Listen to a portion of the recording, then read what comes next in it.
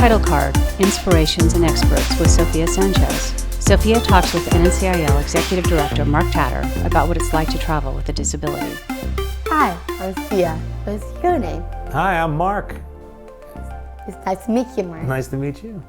And I heard you travel, right? I do. I love to travel. And as a blind person, I get to travel a lot by myself, which I find both challenging but also very rewarding and fun. Nice. And tell me about traveling. Well, I have to fly a lot on airplanes, so I'm very familiar with airports and getting rides to and from like hotels or conventions or conferences. And so I've gotten pretty good at it over the years, but it took a while to figure out the patterns and the best way to go about it. So I have lots of tips and ideas on how to travel.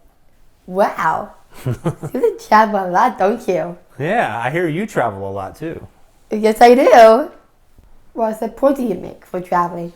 Well, sometimes I need a little bit of help getting from the airplane gate, maybe to get my luggage. So I ask for help to get a person to maybe take me to the baggage carousel so I can find my bag. And once I'm there, I usually have taken a picture of the bag so I can show it to them so they can find it, because every bag these days is blue or brown and looks like a suitcase. So if I show them the one I have, it's easier to find it. Nice. And let's talk about traveling with disability. So one thing I think is that you need to think about where you're going and what you might run into as you're going from place to place, to be prepared.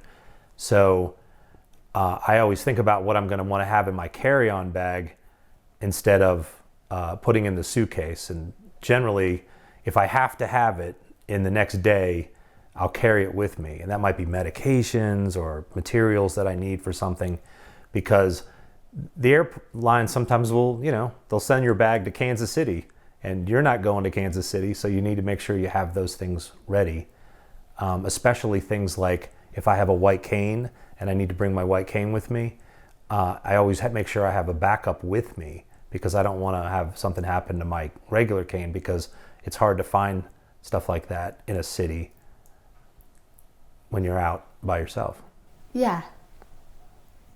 Another thing is you want to have a plan to know when you're getting to where you're going.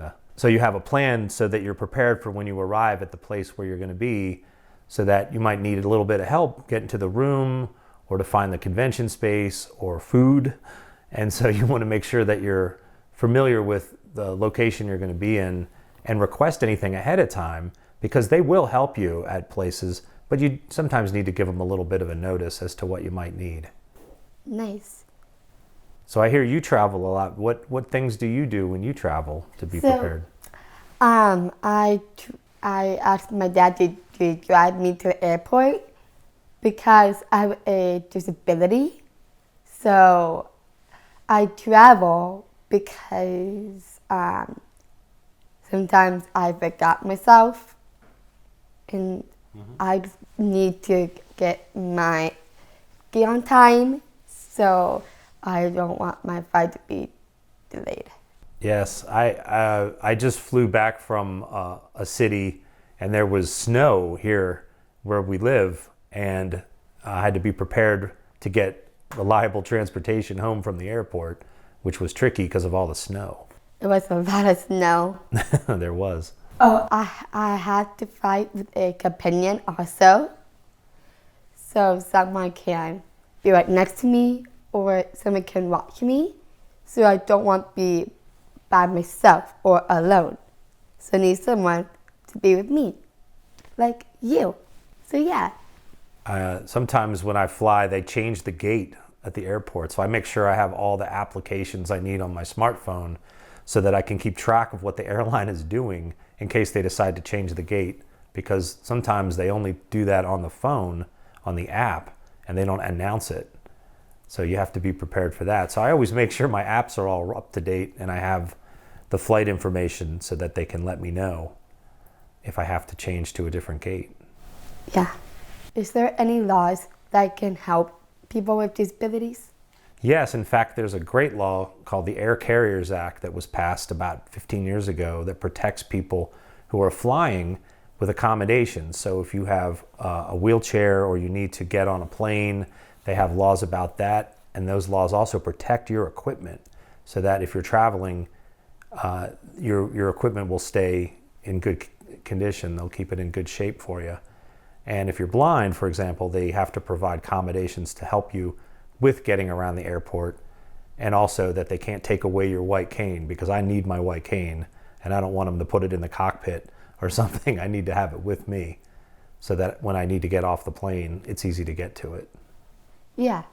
And all of those, that law in particular talks about airplane travel, but any place of public accommodation has to have their facilities set up to be accommodating for people with disabilities, be it someone with mobility or intellectual developmental disability, but also hearing loss, low hearing, blindness, just to have things that are accessible, like to have Braille in every elevator so I can get to the right floor in the hotel.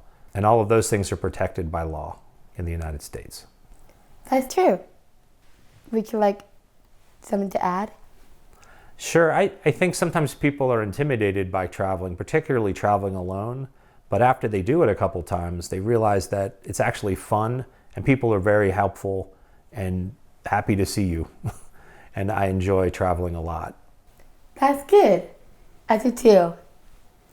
It's really fun, right? Yes. In fact, I like to travel because I like to go to places and do things that often people will say, you can't do that. And I say, oh, yes, I can. Watch this. And we'll go. Yesterday, I was on an aircraft carrier in a museum, wandering around, going all the way up to the top of the tower and all the way down into the bottom, even though there were all kinds of challenges like stairs and ladders and things like that. I know I can do it. So I went and did it. And after a while, people realized that this wasn't going to be a challenge. And sometimes it's people's perceptions that are holding you back, not the world. You can do things on your own. You can pretty much do anything you want as long as you have the right attitude and you try. What is it like to be on an aircraft carrier? Well, it was very big and there was very tall and wide and noisy, but there were planes flying over, helicopters, there were boats blowing their horns nearby. And one thing that was really interesting was some of the smells that you could smell. One of the ones that we identified right away was French fries, because even up on the flight deck, you could smell the French fries being made somewhere. But it was a very complicated place to walk through, and it was a bit challenging. But the sounds that we heard and just the spaces that you had to navigate through, it was wonderful. And since they had it set up for everybody to go to, they had a device that you could wear around your neck where it would talk when you went into different rooms, and it would tell you what was in there. And they'd have people talking and explaining all the stuff around you, as well as the things that you could touch. And it was fun. It was very exciting and a bit challenging, but I had a great time doing it. Well, I'm glad you had a great time. Another thing I like to do, I like to go for walks and go birding and listen to the birds and identify them by just their voice and their song. And I've worked with different parts of our town to make sure that the trails are accessible for people. So, for example, they can make gravel actually stiffer so that a person in a wheelchair can roll across it. Or if they have trouble walking and they have balance, they can still walk on the trail and not have to worry about having an uneven surface. So people can go and do the hiking and all the stuff that they want to do, or roll there if they want, with an accessible wheelchair or even their own personal wheelchair. That's interesting. How do you go birding when you can't see? So there's wonderful artificial intelligence apps now that you can turn on the app on your smartphone and it'll listen for the birds chirping and it'll tell you what bird is doing that. If you do this enough, you start to learn those songs and you can go out and identify them on your own. I usually go with other people just to have fun with them, but sometimes I go by myself, and by using my orientation mobility skills and stay on the trail, I'm able to do it by myself. And I find a lot of fun in doing that. Wow. So, do you like birding? Yeah, I like it a lot. In fact, I like to take groups of people, particularly blind people, but people with all disabilities, into the woods because that's some place I really enjoy going.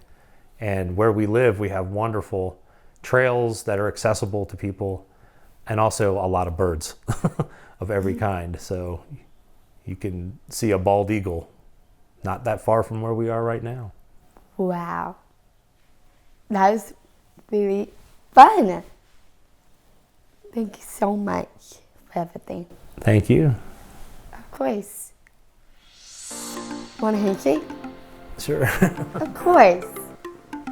Sofia and Inspiration Steven talk about their shared love of travel. Hi, I'm Sophia. What's your name? Hi, Sophia. My name is Steven. Nice to meet you. So nice to meet you too. So I heard you like to travel. So tell me about that. I do like to travel. I travel in the spring and summer. Usually I will travel to Hawaii with my parents. I will travel to different places. This matter of fact, I will be traveling to St. Louis, Missouri for a retreat. And I also like to travel to different ski resorts to go skiing. When I do travel, I usually travel with someone besides myself. Sometimes I will travel with my parents. Sometimes I will travel with my sister. Sometimes I will even travel alone.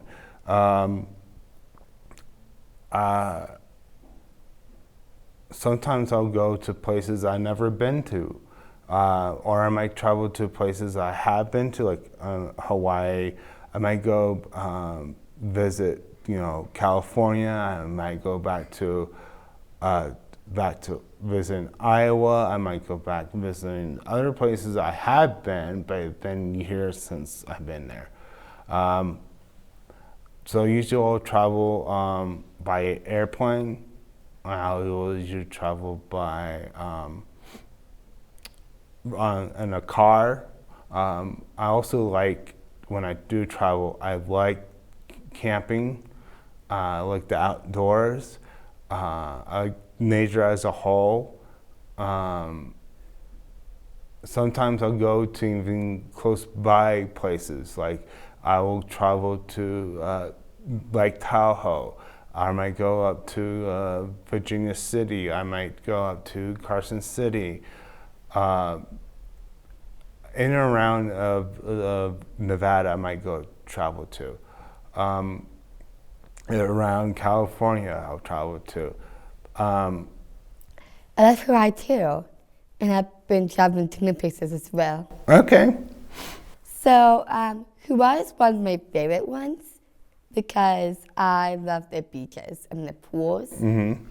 And the other thing that I love to go there is Berlin, Germany, and Poland because I was filming a movie there. Oh, nice. Yeah, I just love traveling around the world, and it was so much fun. I also traveled around the world when I was a little younger. I've been to different other places. I've been to Jamaica. I've been to Costa Rica. I've been to Belize. I've been to the Dominican Republic. So many other places that I have been. I also would like to travel to one day to travel to Europe. I've been to Canada. I've been to Mexico. Those are the other few places I have been in the last several years. I also like to travel sometimes to the capital, to Washington, D.C., just to see the sights. I also, when it comes down to it, safety, when it comes down to it, traveling with a person that you know and trust. And when you're traveling alone is to knowing where your surroundings are, knowing your gate if you're traveling by plane. Get to the airport a little bit early. Get through the security line early. Making sure you have your ticket or passport or ID ready to go for security. And after you get through security, to make sure you're gate on time. Make sure you also, when you get to the gate, make sure you have your boarding pass ready to go. And then when you get boarded, make sure you know where you're seating at, and making sure that where you're sitting is the correct seat. And then when you get to your destination, your final destination, is to make sure who's there to meet you and to greet you. And also where you're staying at. Double check where you're staying at. Make sure you have the right place you're staying at. Logos for Northern Nevada Center for Independent Living and Southern Nevada Center for Independent Living.